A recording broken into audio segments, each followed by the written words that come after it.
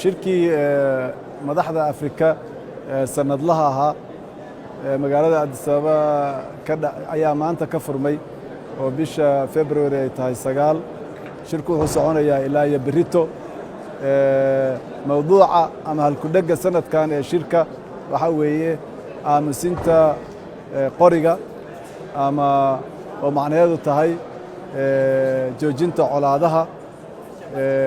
oo ah arrin si Afrika ay u abuurto jawi horumarkeeda lagu dardargelin karo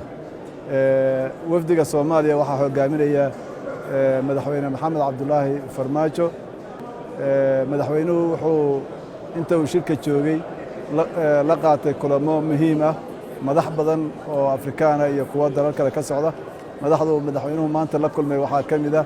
ra'iisul wasaaraha Suudaan madaxweynaha Djibouti ra'iisul wasaaraha Norway iyo ra'iisul wasaaraha Canada madaxweynuhu wuxuu dalalkaas oo dhammaantood kuwa saaxiibaha kala hadlay si xoojinta xiriirka Soomaaliya iyo dalalkaas ka dhaxeeya iyo iskaashi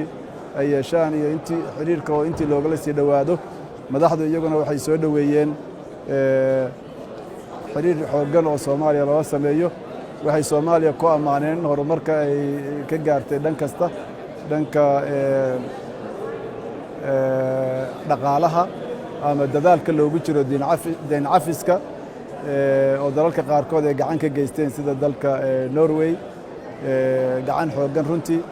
iyo la dagaalanka argagixisada arrimahaas ayaa laga wada hadlay madaxweynuhu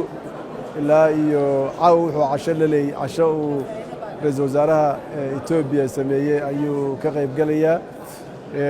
kulamada uu madaxda la yeelanayaan oo sii soconaya shirkuna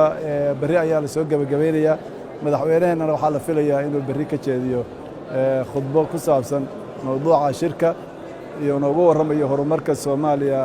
ay samaysay ilaa hadda iyo caqabadaha jira intaba